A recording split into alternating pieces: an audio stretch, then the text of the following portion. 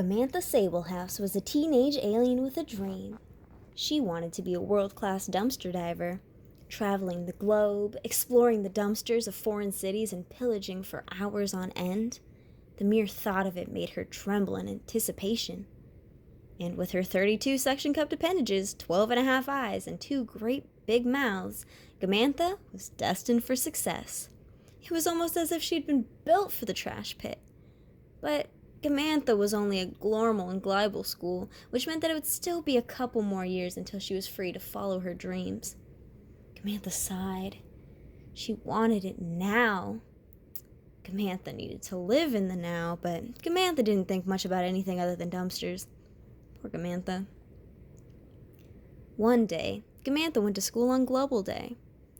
Why would she do such a ridiculous thing? I'm sure you're thinking, but the answer should be obvious. She was distracted by her trash thoughts.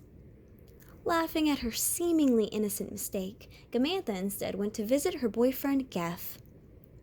Geff lived in a tent outside the shoe warehouse near the highway and was less obsessed with dumpsters than he was with Gamantha.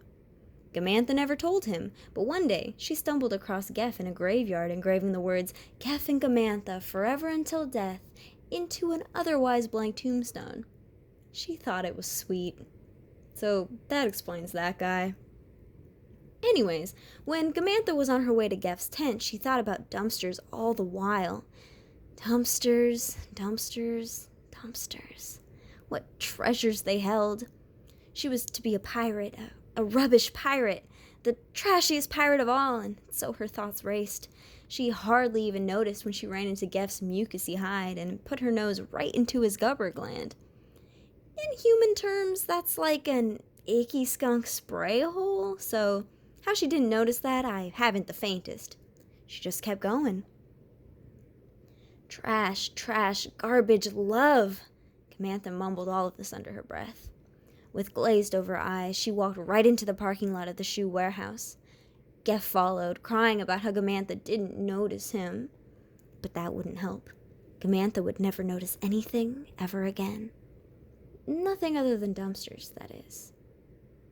Well, that's a lie. Gamantha did notice one thing more. The shoe warehouse.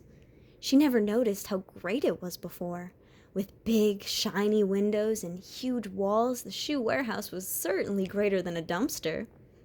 They both seemed to be filled with items of similar caliber, but the look, it was far more inspiring.